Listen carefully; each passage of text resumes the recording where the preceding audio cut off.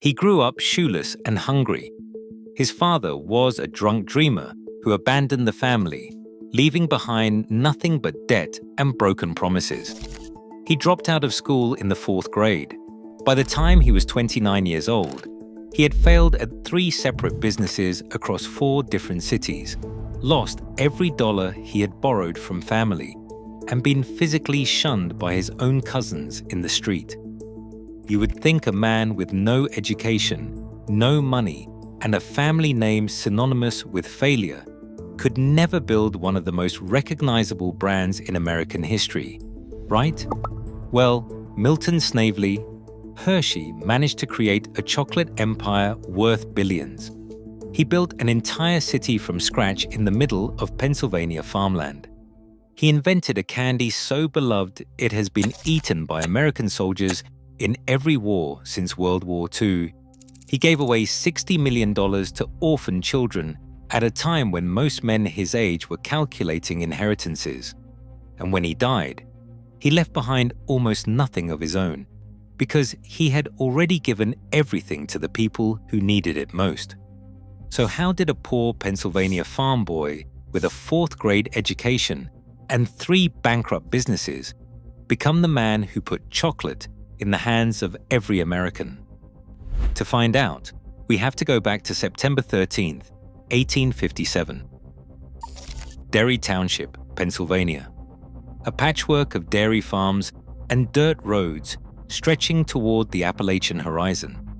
This is where Milton Snavely Hershey entered the world, the only surviving child of Veronica Fanny Snavely and Henry Hershey. The Hersheys were descendants of Swiss and German immigrants, members of a tight-knit Mennonite community where hard work was not just a virtue, it was survival. The Pennsylvania Dutch dialect they spoke, the plain clothes they wore, the frugal discipline they practiced, all of it would leave a permanent mark on the boy who would one day reshape American culture. But the home Milton was born into was anything but stable. His mother Fanny was a rock, practical, deeply devout, relentlessly hardworking. She pinched every penny and held the household together with iron determination. His father Henry was the opposite, a dreamer and a schemer, a man who chased oil rushes in western Pennsylvania, fruit farms in the countryside, trout ponds, silver strikes in Colorado, always convinced that the next big thing was just around the corner, and always spectacularly wrong. Henry Hershey had the imagination of a visionary and the follow-through of a teenager. His failures cascaded through the family like a stone thrown into still water. They moved constantly, following Henry's latest obsession and fleeing his latest collapse. By the time Milton was old enough to notice, his parents' marriage was fracturing under the weight of disappointment and exhaustion. In 1867, tragedy struck when Milton's young sister Serena died at just 5 years old. The grief cracked what little remained of the Hershey family apart. Henry drifted further away, to Philadelphia, to New York, to Chicago, always somewhere else, always chasing something just beyond his reach. Fanny stayed. She was always the one who stayed. Milton attended an estimated 7 to 9 different schools as the family drifted across central Pennsylvania. He never progressed beyond what we would consider the 4th grade. I want you to truly absorb what that meant in 1870. No reading comprehension beyond the most basic level. Barely adequate arithmetic. No ability to navigate contracts or financial statements or the basic accounting that any business would eventually demand. In an era before formal business schools, before finance degrees and management consultants, the self-made businessman was already fighting uphill. Milton Hershey would be doing it blindfolded. But while he lacked formal education, something else was stirring in young Milton. He was obsessed with making things. Not printing, not farming, not any of the trades his parents pushed on him. Candy. The smell of sugar heating in a copper kettle, the science of temperature and texture, The satisfaction of producing something that made people close their eyes in pleasure when they tasted it. That obsession, dismissed by everyone around him as impractical and childish, would be the thread that pulled him through every disaster ahead. In 1871, when Milton was 14, his father arranged an apprenticeship with a local printer named Sam Ernst in Gap, Pennsylvania. Milton hated the work immediately. He was clumsy, inattentive, and deeply uninterested in anything having to do with type and ink. One day, and historians have debated for decades whether it was truly an accident, his hat slipped into the printing press. He was fired on the spot.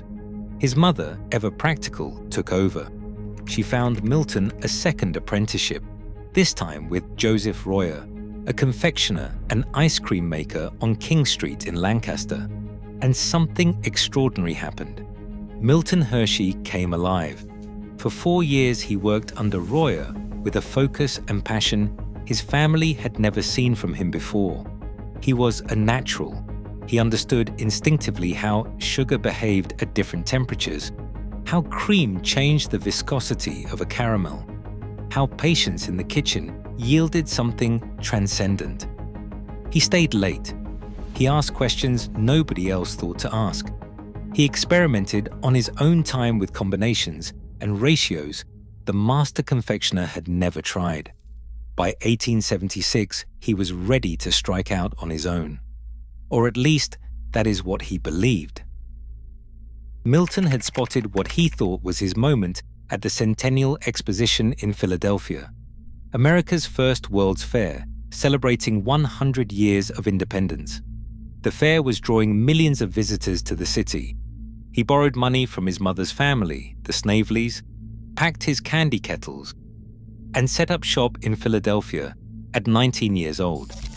His mother and his Aunt Mattie followed from Lancaster to help. They all worked around the clock. Milton slept under the counter many nights rather than waste time traveling home. He paid a German band to play outside the store on the 4th of July while he sold 5-cent ice cream plates to the crowd that gathered to listen. For a while, it really seemed to be working. However, the numbers never quite added up. The problem was a brutal mismatch in the credit structure of the candy business that would haunt small operators for decades. His wholesale customers expected credit and paid slowly, while his sugar suppliers demanded immediate cash. Milton tried to solve this by diversifying, adding fruit and nuts to his product line, and expanding to a larger building on Spring Garden Street. He hired his first employee, a bookkeeper named William Lebkitcher, who immediately spotted the cash flow crisis and helped Milton cut costs and focus the operation. But the structural problem was too deep to fix with good intentions alone. By 1882, after 6 brutal years of grinding work and borrowed money, the Philadelphia business collapsed into bankruptcy. Milton Hershey was 24 years old, broke, and broken in ways that went beyond money. He had a mental breakdown and spent weeks in bed. His uncles, who had loaned him money and believed in him, had lost faith. When his cousins arrived with a big wagon to help load his equipment and drove him back to Lancaster, the message was unspoken but deafening. He was Henry Hershey's son. The family had given up on him. The apple never fell far from the tree, or so everyone thought. But Milton Hershey was not done yet, not even close. His father, Henry, who had apparently still not learned anything from a lifetime of chasing dreams, had followed word of a silver rush near Leadville, Colorado. He wrote enthusiastic letters to Milton, urging him to come join him in Denver. With nothing left in Lancaster and a doctor suggesting that dry Colorado air might be good for his struggling health, Milton followed. He found no silver. Every vein worth mining had long since been stripped clean. What Milton did find was far more valuable than silver. He took a job at a local confectionery shop, and the owner taught him a secret that would change the entire trajectory of his life. Instead of using paraffin wax, the standard firming agent in caramels at the time that left a waxy, unpleasant, almost medicinal taste. This Denver candy maker used fresh milk, whole cream, and vanilla. The result was a caramel that was smooth, rich, and almost impossibly delicious. Soft and long-lasting, with a depth of flavor that nothing paraffin-based could match. Milton practiced the technique with the same obsessive focus he applied to everything that mattered to him. He memorized every ratio, every temperature, every timing. He knew he was holding something special. He just had not yet figured out how to build a business around it that survived. He left Denver and drifted through Chicago and New Orleans, looking for opportunity. He found nothing that worked. In 1883, he made his way to New York City, the largest market in America and the toughest room in the world. He rented a small space and hung a sign, "Hershey's Fine Candies." His fresh milk caramel recipe turned heads immediately. New Yorkers noticed the difference. For a short time, the business hummed with genuine momentum. He even worked for a while at Hyler's, one of New York's most prominent confectioners, learning large-scale candy operations from the inside. But the same demon that had killed his Philadelphia operation, cash flow, came roaring back. New York was mercilessly expensive. Rent climbed, sugar prices climbed. His family in Pennsylvania refused to send more money. They had already tried that experiment twice. By 1886, the New York business was dead.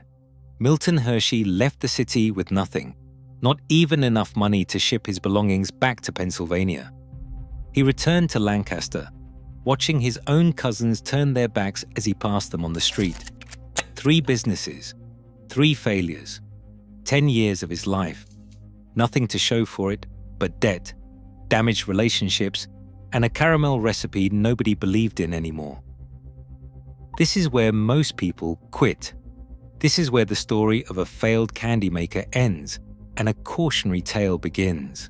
And honestly, you could not blame anyone for writing him off at this point. His own family had. His credit was destroyed. He had spent the better part of a decade failing in the most visible possible ways, burning through every relationship of goodwill he had ever possessed. But Milton Hershey had something his father never possessed in all his years of dreaming, a bone-deep conviction that the recipe was right, that the market was real, and that the only thing standing between him and success was finding the right execution at the right moment. One man still believed in him. William Lebkecher, known as Lebby, who had worked for Milton back in the Philadelphia days, stepped forward when nobody else would. He stored Milton's equipment when Milton could not afford the shipping charges to retrieve it. He lent what money he had. He became the first person in a long line of loyal allies who would make Milton Hershey's ultimate success possible. Together, they scraped together enough to rent a corner of an old factory building on Church Street in Lancaster, a building that also housed a carriage maker, a carpet beater, and a piano manufacturer. The Lancaster Caramel Company was open for business. The early months were genuinely desperate. The bank would not touch him. His credit rating had been destroyed by 3 bankruptcies. He had cooking kettles in a rented space in a questionable part of town, and that was essentially the sum total of his assets. Milton Hershey was approaching 30 years old, starting from less than zero for the 3rd time. But his fresh milk caramels were extraordinary. And one day in the late 1880s, something happened that would alter the entire course of his life. A British candy importer arrived in Lancaster.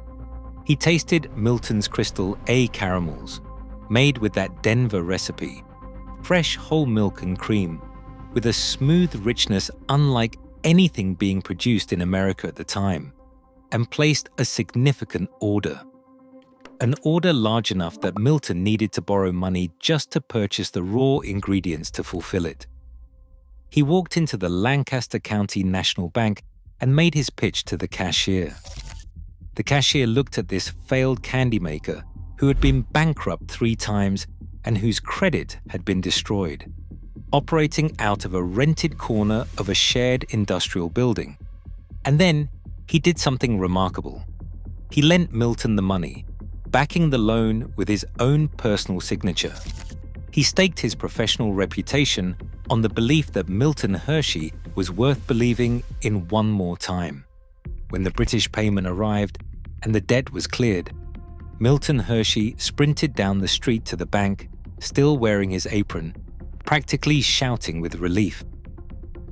From that moment, the Lancaster Caramel Company took off like nothing anyone in Lancaster had seen. The Crystal. Her caramels were unlike anything on the American market, smoother, richer, and more consistent than everything the competition produced. Word spread from Pennsylvania to New York to Chicago and beyond. Within 3 years, Milton had over 100 employees. By 1894, the Lancaster Caramel Company was employing 800 people in Lancaster alone, with additional factories in Mount Joy, Pennsylvania, Geneva, Illinois, and Chicago. Milton had hired a brilliant salesman named William Murray, who went out on the road and promised more orders than the factories could fill, and then delivered everyone. The 2 men would speak every week and dine together regularly for the next 50 years. Milton had built exactly the loyal, talented team that his earlier ventures had always lacked. He was now considered one of the most substantial businessmen in Lancaster. He purchased a spacious home on South Queen Street and filled it with exotic birds and oriental rugs, and the comfortable furnishings of a man who had finally, undeniably, arrived. The failure of his father's life, the mockery, the 14 years of grinding struggle, the cousins turning their backs in the street, began to feel finally like a distant and fading dream. But success for Milton Hershey was never the destination. It was only the fuel. In 1893, at the absolute peak of his caramel success, Milton traveled to Chicago for the World's Columbian Exposition, the same grand World's Fair where Daniel Burnham's White City was dazzling millions of Americans with its vision of what the future could look like.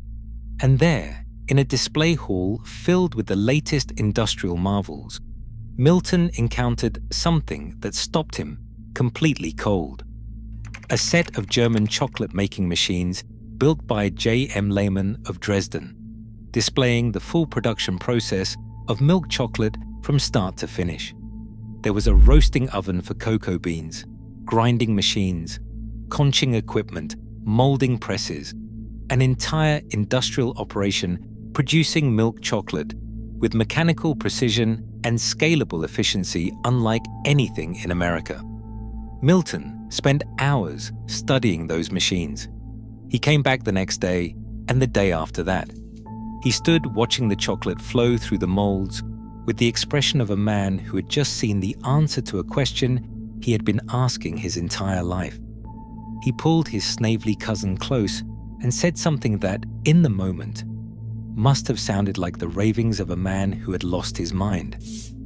"Caramels are a fad," he said quietly, "but chocolate is permanent." He paid $20,000 on the spot, a staggering sum, for every single piece of machinery Lehman had on display, every roaster, every grinder, every mold. When Milton Hershey left Chicago, the entire chocolate operation traveled with him on freight cars back to Lancaster. You have to understand what chocolate meant to ordinary Americans in 1893. Milk chocolate existed, yes, but exclusively as a Swiss luxury. Lindt and Nestlé had cracked the formula in Europe decades earlier, but they guarded the production details fiercely, and their products sold at prices that working families simply could not afford. A milk chocolate bar was something wealthy people bought in imported packaging as an occasional indulgence, not something you shared with your children on an ordinary Tuesday. The idea that an American candy maker from central Pennsylvania could produce milk chocolate at a price anyone could afford seemed to virtually every observer, like one more chapter in the Hershey family tradition of grand, unrealistic fantasies. The competitors who heard about his $20,000 machinery purchase laughed quietly among themselves. Milton did not care what they thought. He set up Lehman's equipment in his Lancaster factory alongside the caramel operations and began experimenting obsessively. He tried hundreds of formulas. He adjusted the milk ratios. He changed the roasting temperatures. He varied the conching times. The Swiss kept their specific method secret, which meant he would have to discover everything from scratch through trial and relentless error. He was not a chemist. He was not a trained food scientist. He was a candy maker with instincts sharpened by 40 years of practice and the patience of a man who had already lost everything and survived it. His employees watched him move through the factory at all hours, adjusting variables, tasting samples, scribbling notes in barely legible handwriting. He was not going to stop until he had it. For 7 years he worked on it while the caramel business continued to generate extraordinary profits. And slowly, painfully, through what can only be described as obsessive dedication, Milton Hershey cracked the code for affordable American milk chocolate. On August 10, 1900, one of the most startling transactions in American business history took place. Milton Hershey sold the Lancaster Caramel Company, his hard-won empire, the business that had rescued him from obscurity and transformed him into one of Lancaster's most celebrated citizens, to the American Caramel Company for $1 million in cash. $1 million. His cousins, who had turned their backs on him in the street 14 years earlier, were speechless. Competitors who had dismissed him as a perpetual failure went very quiet. Even his most loyal allies were stunned. Why would he walk away from a business generating extraordinary profits? With 800 employees and factories in multiple states at the very height of its success. Because Milton Hershey had seen the future, and it was chocolate. He had negotiated shrewdly.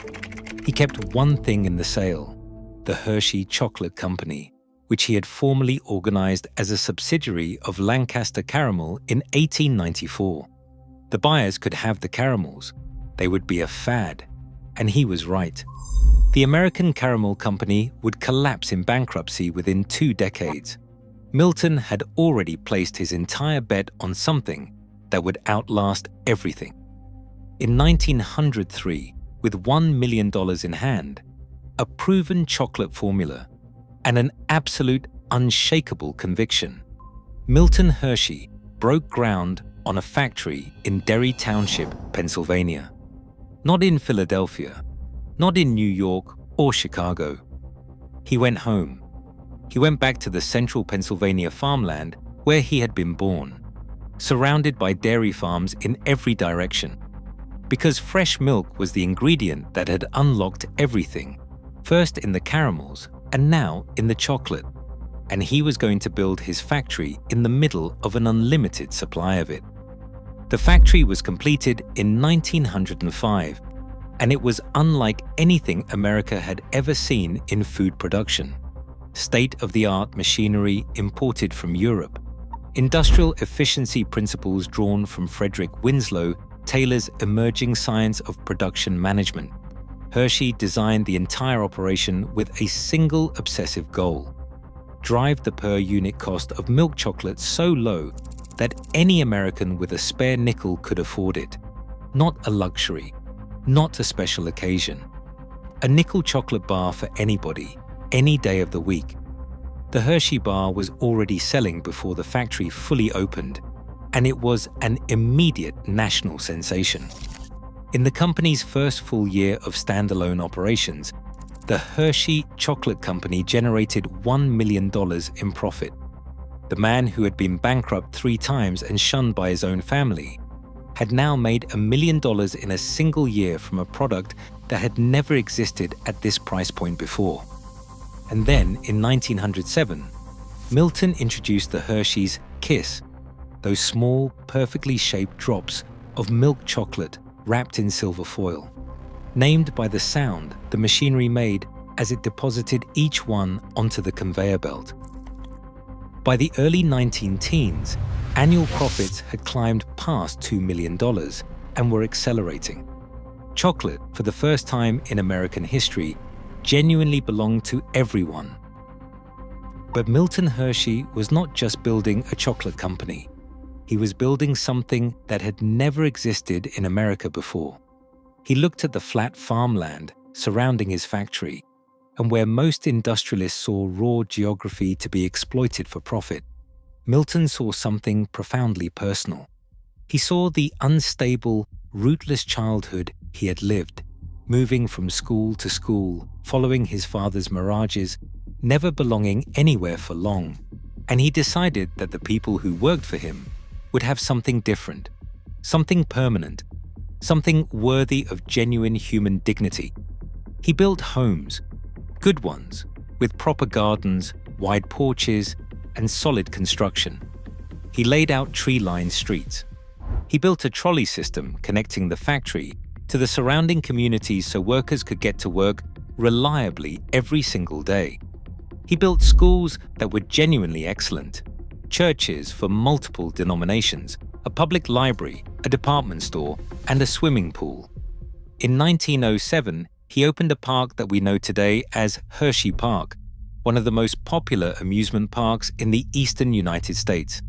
In 1915, he built the nation's largest free private zoo. He sponsored a nationwide contest to name the growing town. The winning entry was Hershey Cocoa, which the United States Post Office rejected as too commercial. And so the town became simply and perfectly Hershey, Pennsylvania. In 1898, Milton surprised almost everyone when he married Catherine Kitty Sweeney, a beautiful Irish-American Catholic woman from Jamestown, New York. He was 40 years old. She brought music and laughter and genuine warmth into his life. She was socially gifted in ways that complemented everything Milton was not, charming his business associates, filling their home with friends, and giving his growing empire a human warmth it might otherwise have lacked. By every account, their marriage was one of deep happiness. They traveled the world together, filling their home, High Point, with the furnishings of two people who had earned the right to enjoy beautiful things. What they could not have was children. They tried for years. It became the quiet grief at the center of their marriage, the shadow that trailed them even through the brightest moments. And it would, in the end, become the force that redirected the entire course of everything Milton Hershey had built. On November 19, 1909, Milton and Catherine Hershey signed the deed of trust, establishing the Hershey Industrial School, a home and school for orphaned boys, a place with structure and stability and real vocational skills, exactly the kind of institution that might have changed the arc of Milton's own childhood, if it had existed. The school opened on the land of his own homestead. He and Kitty literally surrounded themselves with the children they had never been able to have. Milton looked at those boys and saw himself with painful clarity, poor, uncertain, with no guarantee that any door would ever open for them unless someone decided it should.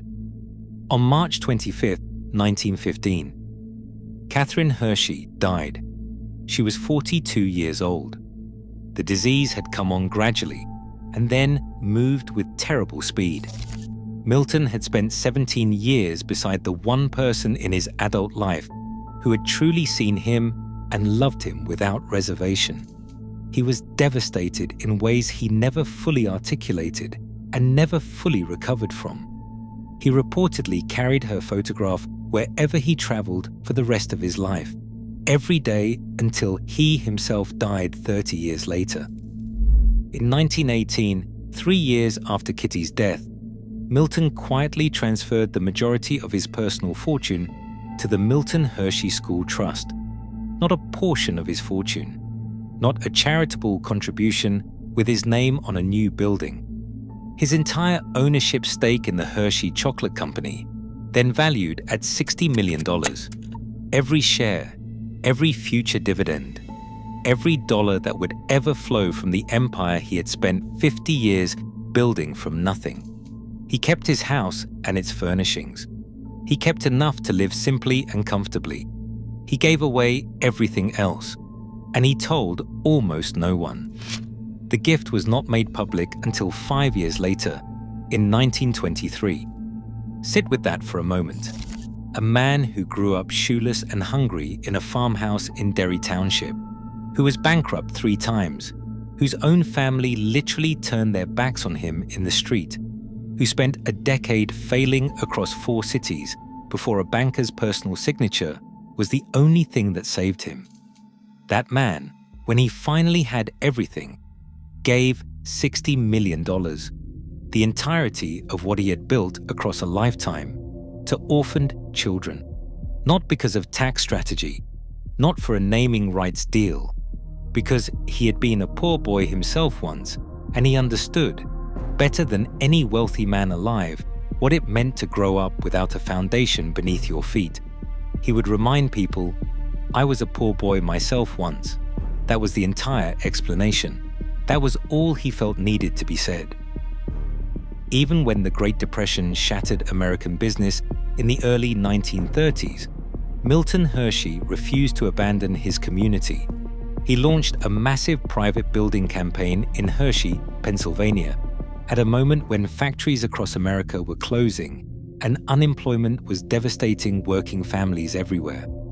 He ordered construction of the Grand Hotel Hershey, a community building, a sports arena, and new office facilities for the company. He gave $20,000 each to the town's 5 churches to help them care for struggling congregants. He kept every single one of his workers employed through the worst economic crisis in American history. He reportedly boasted, with characteristic understatement, that not one person in Hershey was laid off during the Depression years.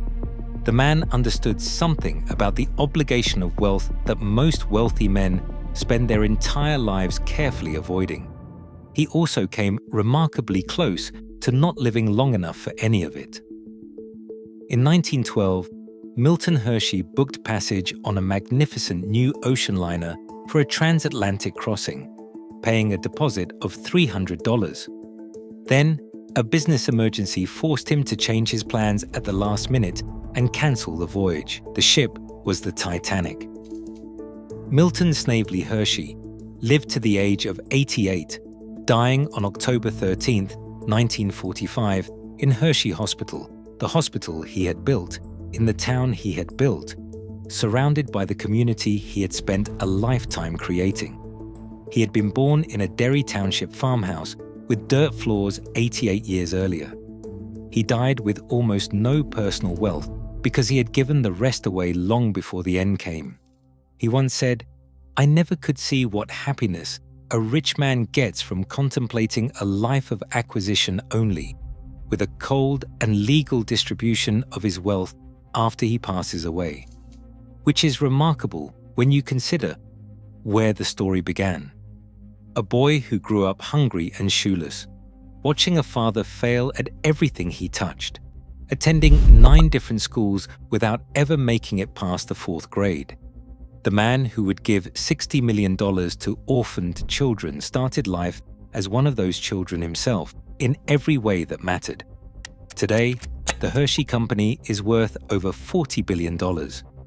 Hershey Park welcomes millions of visitors every year to the town that Milton Hershey built from Pennsylvania farmland because he wanted his workers to have good lives. The Milton Hershey School serves nearly 2,000 students annually, every one of them from low-income families, every one receiving a world-class education at no cost to their family, funded by the trust that Milton established in 1918 with his entire fortune. The Hershey Company's brands, which today include Reese's, Kit Kat, Jolly Rancher, and Almond Joy, generate billions in revenue every year, and a portion of every dollar still flows back to those students. The endowment of the Milton Hershey School Trust now stands at over $17 billion, quietly, without much fanfare, one of the largest charitable endowments in the entire world. The Hershey's Kiss, introduced in 1907 and still sold by the billions today, was named after the sound the factory machinery made when it placed each small drop of chocolate onto the production line. A tiny, perfect, foil-wrapped piece of chocolate that costs almost nothing and brings a genuine moment of pleasure to whoever unwraps it. That was always the entire point. Make something good. Make it affordable. Give it to everybody. At the Milton Hershey School today, there is a bronze statue of Milton Hershey, with an orphan boy wrapped warmly in his arms. Below the statue, 4 words are inscribed. His deeds are his monument. A poor Pennsylvania boy with a 4th grade education, a failed father's name, and 3 bankruptcies on his record proved that the most powerful force in American business is not capital, not pedigree, not credentials, not connections. It is the absolute, unshakable refusal to accept that the story is over. Milton Hershey failed 3 times in 10 years. He was shunned by his family, dismissed by every institution, and written off by everyone who thought they understood how the world worked. And then he built one of the most beloved brands in the history of the world, gave every dollar of it away to children who needed it, and left behind a school that is still changing lives more than a century after he signed the deed. That is what a poor Pennsylvania boy was capable of, and he proved it, 1 chocolate bar at a time.